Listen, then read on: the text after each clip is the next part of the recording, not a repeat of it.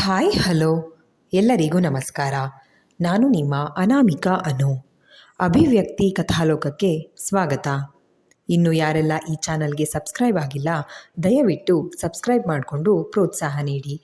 ಇಲ್ಲಿ ಪ್ರಸಾರವಾಗುವ ಕಥೆಗಳನ್ನು ಕೇಳಿ ನಿಮಗೆ ಇಷ್ಟವಾದರೆ ಲೈಕ್ ಕೊಟ್ಟು ಕಮೆಂಟ್ ಮಾಡಿ, ಹೆಚ್ಚು ಹೆಚ್ಚು ಶೇರ್ ಮಾಡುವುದರ ಮೂಲಕ ನಮಗೆ ಮತ್ತಷ್ಟು ಪ್ರೋತ್ಸಾಹ ನೀಡೋದನ್ನು ಮರಿಬೇಡಿ. ಬಾಳದೋಣಿಯಲ್ಲಿ ಕಥೆಯ 48ನೇ ಅಧ್ಯಾಯವನ್ನು ನೀವೆಲ್ಲರೂ ಕೇಳಿ ಆನಂದಿಸಿದ್ದೀರಾ ಅಂತ ಭಾವಿಸ್ತೇನೆ. ಹಾಗಾದರೆ 49ನೇ ಅಧ್ಯಾಯವನ್ನು ಶುರು ಮಾಡೋಣ. ಇಷ್ಟು ಹೇಳಿ ನಿನ್ನ ಮಂತ್ರದಂಡ ಹೋಮ ಎಲ್ಲ ನಾಶ ಮಾಡಿದ ಮೇಲೂ ಇಲ್ಲ ಅಂತ ತಲೆ ಆಡಿಸ್ತೀಯಾ? ನಿನ್ನ ಜೀವಂತ ಉಳಿಸಲ್ಲ, ಪ್ರಾಣ ಭಿಕ್ಷೆ ಬೇಡಿದ್ರೂ ಕೊಡಲ್ಲ ಎನ್ನುತ್ತಾ ಅವನನ್ನು ಹೊಡಿತಾ ಇರುವಾಗಲೇ ತೇಜ ಕೂಡ ಅಲ್ಲಿಗೆ ಬಂದಿದ್ದ. ತೇಜ, ಸರಿಯಾದ ಟೈಮಿಗೆ ಬಂದೆ, ಬಾಯಿಲಿ ಇವನು ಹೇಳೋಕ್ಕಾಗ್ದಂಗೆ ಹಿಡ್ಕೊ, ಇವನ್ ತಂತ್ರ ಸಾಮ್ರಾಜ್ಯನ ನಾಶ ಮಾಡದೆ ಬುದ್ಧಿ ಬರಲ್ಲ ಎಂದ ಪಾರ್ಥ. ಅಗ್ನಿಬಂಧನದಲ್ಲಿ ನಿಂತಿದ್ದ ಸ್ವರ್ಣಳಿಗೆ ಬೆಂಕಿಯ ಕೆನ್ನಾಲಿಗೆ ಆಗಾಗ ಸ್ಪರ್ಶಿಸ್ತಾ ಇತ್ತು. ಆಗೆಲ್ಲ ಸ್ವರ್ಣ ಜೋರಾಗಿ ಕಿರ್ಚ್ಕೊಳ್ತಾ ಇದ್ಲು. ಮಗಳ ಕಿರ್ಚಾಟ ಕೇಳಿ ಕಾಪಾಡಲು ಹೋದ ಪ್ರಮೀಳಾ, ನಾರಾಯಣ ನಿಂತಲ್ಲಿಂದ ಕದಲಲು ಆಗದಂತೆ ಅವರಿಗೂ ದಿಗ್ಬಂಧನ ಆಗಿದ್ದ ಸಿಂಹಾಚಲ. ಹಾಳಾದವಳೆ, ಕೊಡಲಿ ಪೆಟ್ಟು ಕುಲಕ್ಕೆ ಮೃತ್ಯು ಅನ್ನೋ ಹಾಗೆ ನೀನು ಈ ದುಷ್ಟನ ಸಹವಾಸ ಮಾಡಿದ್ರಿಂದ ಎಲ್ಲಿಗೆ ಬಂದು ನಿಲ್ತು ನೋಡಿದ್ಯಾ? ನನ್ನ ಮಗಳನ್ನ ಬಲಿಪೀಠಕ್ಕೆ ತಳ್ಳೋ ಹಾಗಾಯ್ತಲ್ಲ. ನಾರಾಯಣರು ತಾಳ್ಮೆ ಕಳ್ಕೊಂಡು ಪ್ರಮೀಳಾ ಮೇಲೆ ಜೋರಾಗಿ ಕಿರ್ಚಿದ್ರು. ನೀವು ತಿಳ್ಕೊಂಡಿರೋದೇ ಸತ್ಯ ಅಲ್ಲ ರೀ, ಸತ್ಯ ಬೇರೇನೇ ಇದೆ. ಹೇ ಸಿಂಹಾಚಲ, ಈಗಲಾದರೂ ಹೇಳೋ ಸತ್ಯನ, ನನ್ನ ಮಗಳನ್ನ ಯಾಕೆ ಕಿಡ್ನಾಪ್ ಮಾಡಿದ್ದೀಯಾ ಎಂದರು ಪ್ರಮೀಳಾ. ಹೇ ಪಾರ್ಥ, ಆ ತಂತ್ರ ಪೆಟ್ಟಿಗೆ ಮುಟ್ಟಿದ್ರೆ ಸರಿ ಇರಲ್ಲ. ನಿನ್ನ ಗೆಳೆಯ ಬಂದಿಸಿರೋದು ನನ್ನ ದೇಹನಷ್ಟೇ, ಮರಿಬೇಡ ಎಂದ ಸಿಂಹಾಚಲ. ಪಾರ್ಥ ಸಿಂಹಾಚಲನ ತಂತ್ರದ ಪೆಟ್ಟಿಗೆ ನಾಶ ಮಾಡಲು ಹೋಗ್ತಾ ಇದ್ದುದನ್ನು ನೋಡಿ, ಹಾಗಾದರೆ ಎಲ್ಲ ಸತ್ಯ ಬೊಗಳು ಎಂದು ತಂತ್ರದ ಪೆಟ್ಟಿಗೆಯನ್ನು ಎತ್ತಿ ಕೈಲಿಟ್ಕೊಂಡು ಕೇಳಿದ್ದ ಪಾರ್ಥ. ಆ ತಂತ್ರದ ಪೆಟ್ಟಿಗೆ ನಾಶ ಮಾಡಿದ್ರೆ ಸಿಂಹಾಚಲ ಒಬ್ಬ ಸಾಮಾನ್ಯ ಮನುಷ್ಯ ಆಗ್ತಾನೆ ಅನ್ನೋದು ತಿಳಿದಿತ್ತು ಅವನಿಗೆ. ಹೇಳ್ತೀನಿ, ಎಲ್ಲ ಹೇಳ್ತೀನಿ, ಮೊದಲು ಆ ಪೆಟ್ಟಿಗೆನ ಕೆಳಗಡೆ ಇಡು ಎಂದ ಸಿಂಹಾಚಲ.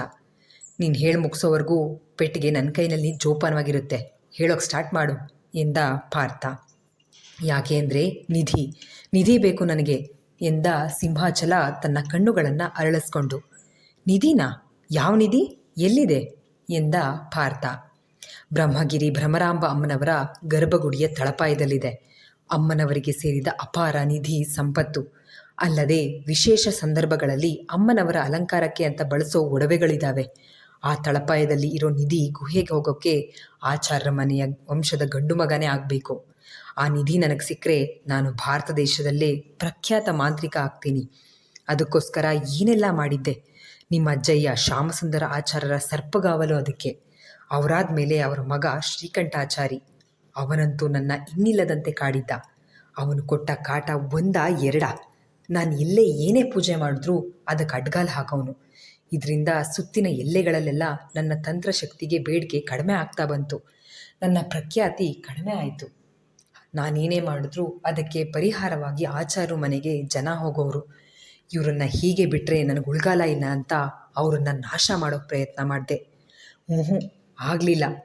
ಅಮ್ಮನವರ ನಿಧಿಗೆ ಶ್ಯಾಮಸುಂದರ ಆಚಾರ್ಯರ ಸರ್ಪಗಾವಲು ಹೇಗಿತ್ತೋ ಆಚಾರ್ಯ ಮನೆ ಮೇಲೆ ಅಮ್ಮನವರ ಶ್ರೀರಕ್ಷೆ ಕೃಪಾಕಟಾಕ್ಷನೂ ಹಾಗೇ ಇತ್ತು. ಬ್ರಹ್ಮಗಿರಿಯ ಎಲ್ಲೆಯಲ್ಲಿ ನಾನೇನು ಮಾಡೋಕ್ಕಾಗಲ್ಲ ಅಂತ ಗೊತ್ತಾಯಿತು. ಅಲ್ಲದೆ ಆಚಾರ್ಯ ಮನೆಯಲ್ಲಿ ಎಲ್ಲರ ಗ್ರಹಗತಿಗಳು ಚೆನ್ನಾಗಿದ್ವು.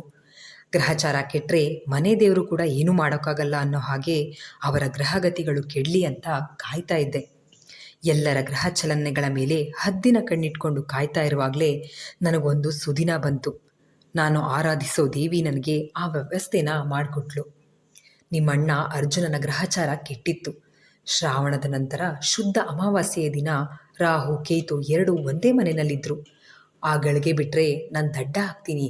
ಇಂಥ ಸಮಯ ಮತ್ತೆ ಕೂಡ ಬರೋದಕ್ಕೆ ನಾನು ಇನ್ನೆಷ್ಟು ವರ್ಷ ಕಾಯಬೇಕೋ?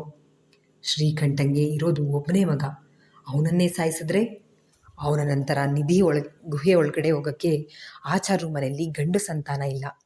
ಅಲ್ಲಿಗೆ ಆಚಾರ್ಯ ವಂಶ ನಿಂತೋಗತ್ತೆ. ಶ್ಯಾಮಸುಂದರ ಆಚಾರ್ಯರು ಶ್ರೀಕಂಠ ಆಚಾರ್ಯ ಏನು ದೀರ್ಘಾಯುಷಿಗಳ ಶತಾಯುಷಿಗಳ? ಇನ್ನೆಷ್ಟು ವರ್ಷ ಬದುಕ್ತಾರೆ?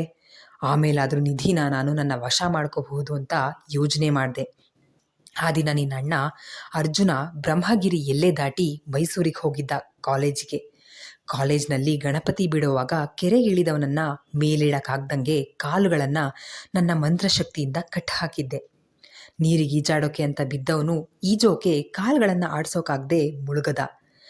ನನ್ನ ಮಂತ್ರಶಕ್ತಿಯಿಂದ ಎಷ್ಟು ಕಡಿಮೆ ಅಂದರೆ ಅಷ್ಟಾಗುತ್ತೋ ಅಷ್ಟು ಬಂಧಿಸಿದ್ದೆ.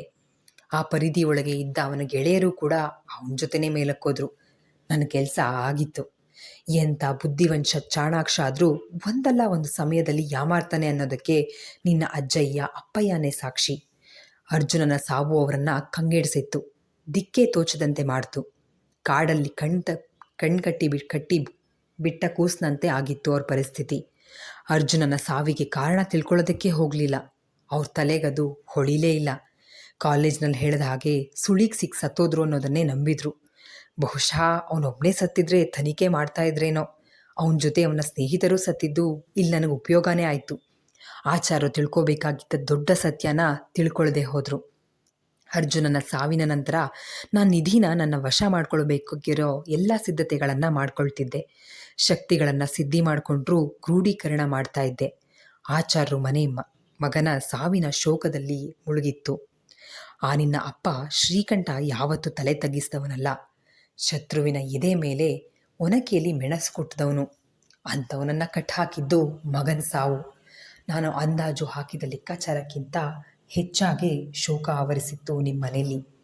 ಇದನ್ನು ನೋಡಿದ ನನಗೆ ನಿಧಿ ಸಿಕ್ಕಷ್ಟೇ ಸಂತೋಷ ಆಗ್ತಿತ್ತು. ಆದರೆ ತುಳಿದಷ್ಟು ಮತ್ತೆ ಚಿಗುರೋ ಗರ್ಕೆ ಹುಲ್ಲಿನಂತೆ ನೆಲ ಕಚ್ಚಿದ ಶ್ಯಾಮಸುಂದರ ಆಚಾರ್ಯರು ಮತ್ತೆ ಎದ್ದು ನಿಂತರು. ಸ್ನಾನ, ಪೂಜೆ, ಜಪ ತಪ ಶುರು ಮಾಡಿದ್ರು.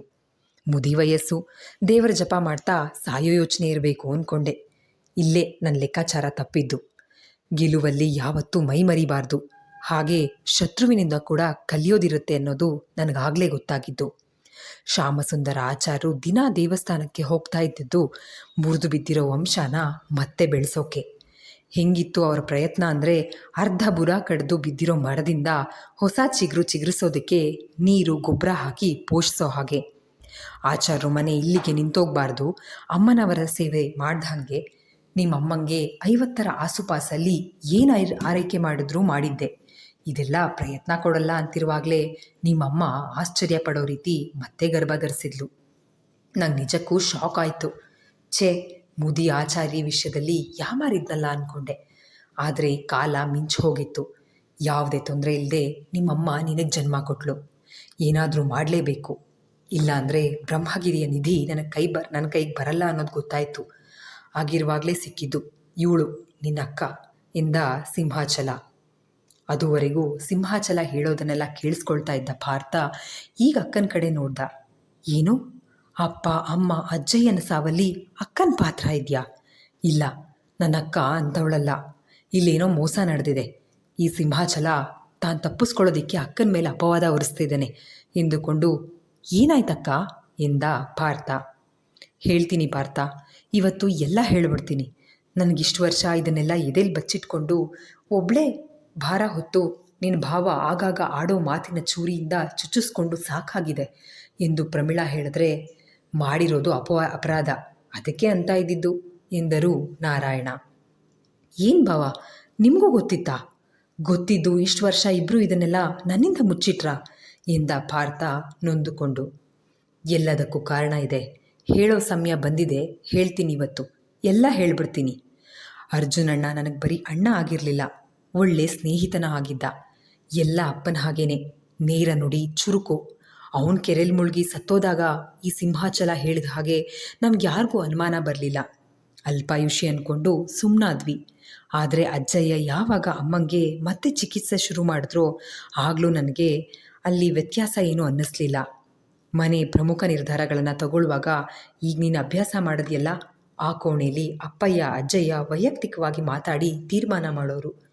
ಅಮ್ಮನವರ ದೇವಸ್ಥಾನದ ತಳಬದಿಯಲ್ಲಿ ಹೀಗೆ ನಿಧಿ ಇದೆ ಅನ್ನೋದು ನನಗೆ ಎಲ್ಲ ಬ್ರಹ್ಮಗಿರಿಯಲ್ಲೇ ಗ್ರಾಮದ ಮುಖ್ಯಸ್ಥರನ್ನು ಬಿಟ್ಟು ಬೇರೆ ಯಾರಿಗೂ ಗೊತ್ತಿರಲಿಲ್ಲ. ಅಷ್ಟು ಗೌಪ್ಯವಾಗಿಟ್ಟಿದ್ದಾರೆ. ನನಗೂ ಇವತ್ತೇ ಗೊತ್ತಾಗಿದ್ದು. ಈ ಸತ್ಯ ಅವತ್ತೇ ಗೊತ್ತಾಗಿದ್ದರೆ ನನ್ನಿಂದ ತಪ್ಪಾಗ್ತಾ ಇರಲಿಲ್ಲ. ಆಗ ನಾನು ಮೈಸೂರು ವಿಶ್ವವಿದ್ಯಾನಿಲಯದಲ್ಲಿ ಓದ್ತಾ ಇದ್ದೆ. ಅದೇ ನೀನು ಗಾಯನ ಮೈಸೂರಿನಲ್ಲಿ ಭೇಟಿಯಾಗಿದ್ರಲ್ಲ ನನ್ನ ಗೆಳತಿ ರತ್ನ ಅವಳು. ನಾನು ಎಲ್ಲ ಅಮ್ಮ ಯಾವಾಗ ಗರ್ಭಿಣಿ ಆದ್ಲೋ ಅಲ್ಲಿಂದ ಸಮಸ್ಯೆ ಶುರುವಾಯಿತು.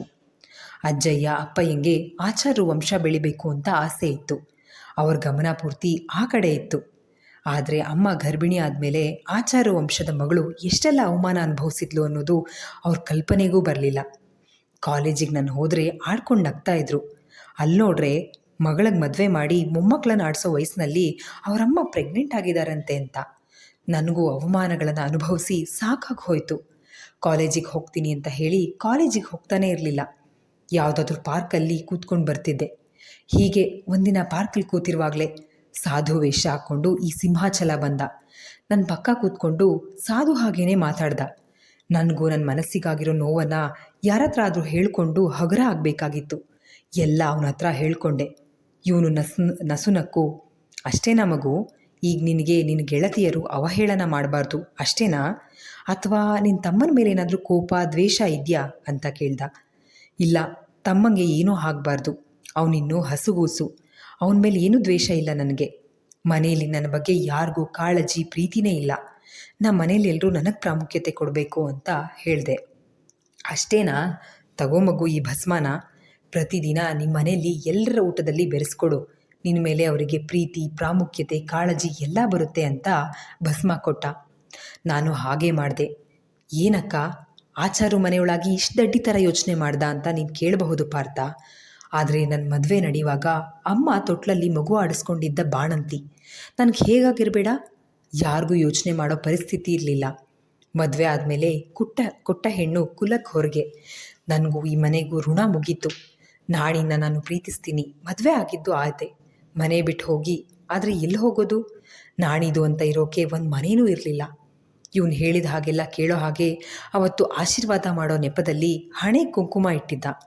ಅವತ್ತಿಂದ ಅವನು ಹೇಳಿದ ಹಾಗೆಲ್ಲ ಕೇಳಿದೆ. ಆದರೆ ಇವನು ನನ್ನ ಮೂಲಕ ಊಟದ ಜೊತೆ ಸೇರಿಸೋಕೆ